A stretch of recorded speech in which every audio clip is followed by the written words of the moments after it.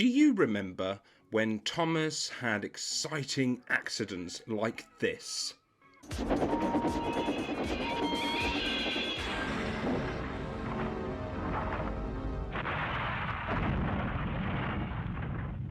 Or this?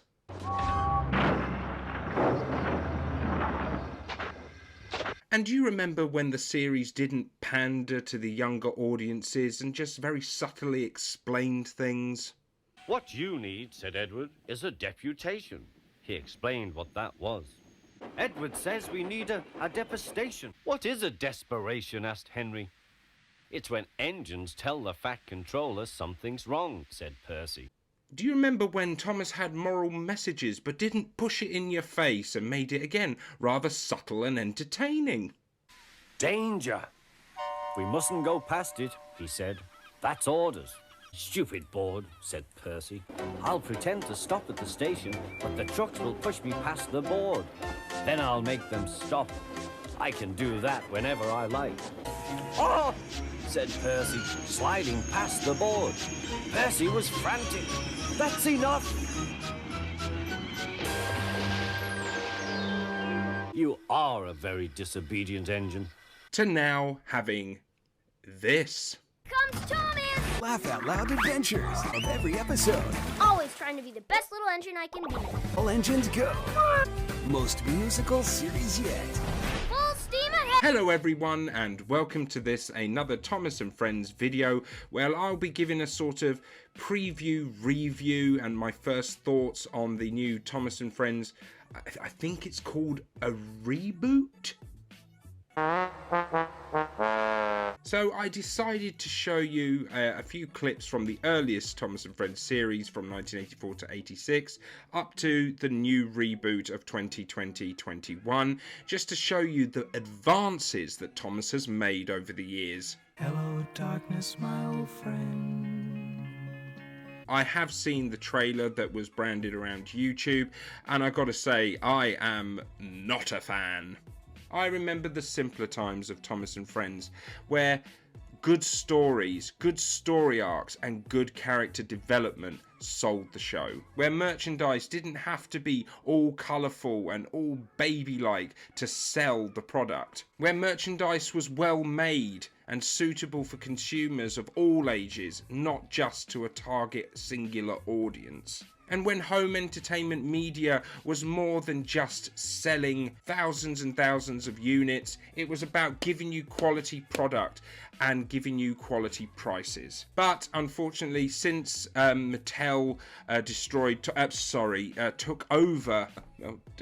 took over the Thomas franchise, there has been a steady decline. What was wrong with the way the series was going under Andrew Brenner? There was good stories, there was references to the classic era, there was story arcs, we actually cared about the characters, and we felt more engaged by the characters and the surroundings like we had done in its heyday. There's been fans of the Thomas and Friends franchise from the 1940s, 50s, 60s, and then in the early 80s, Britt Allcroft decided to get the rights to make a television programme adaptation of the Railway series books. They had been children's favourites for years, and then we got a live action series called Thomas the Tank Engine and Friends. And from 1984 up until around 2003, the series was short, simple, effective, fun, and most of all, entertaining. And what has happened to the series now?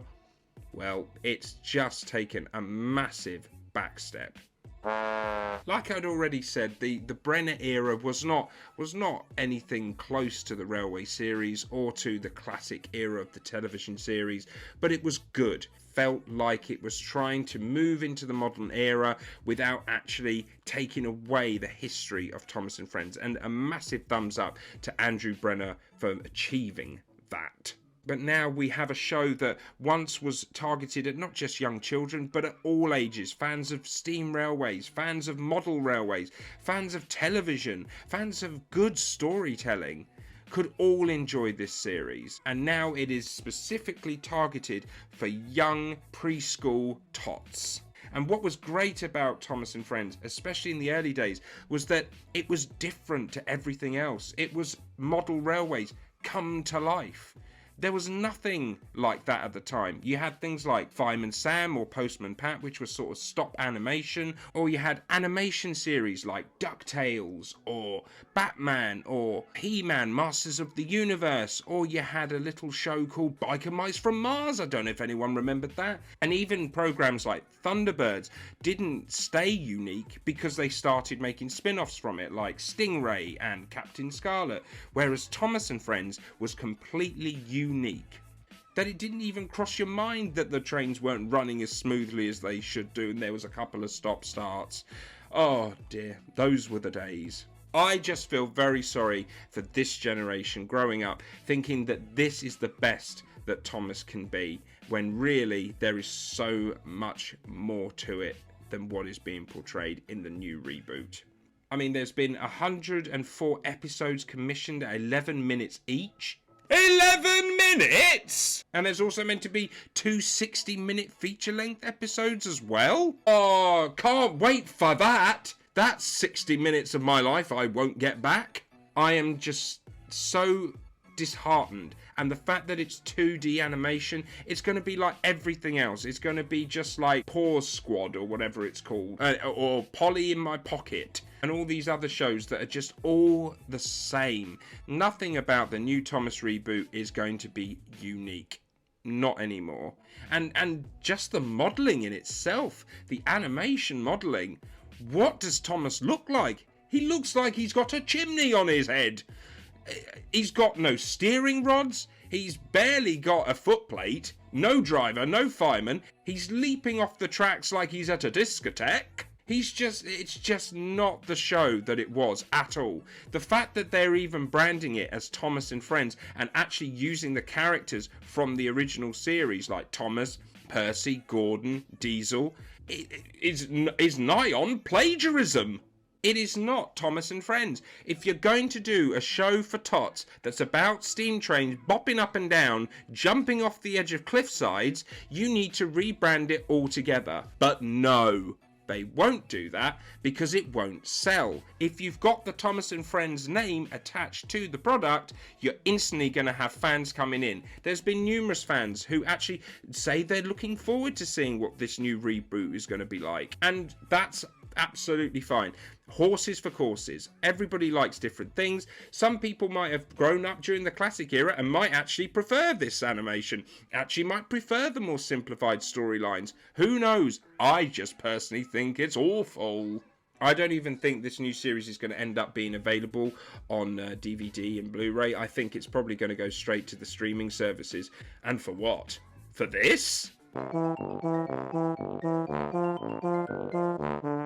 I gotta go, before I do something lame. So moronic as well. It doesn't feel like it stimulates you in any other way than visually. And even visually, it's aesthetically quite ugly. It's very basic. The backdrop is really boring and washed out, and the actual animations just look ridiculous.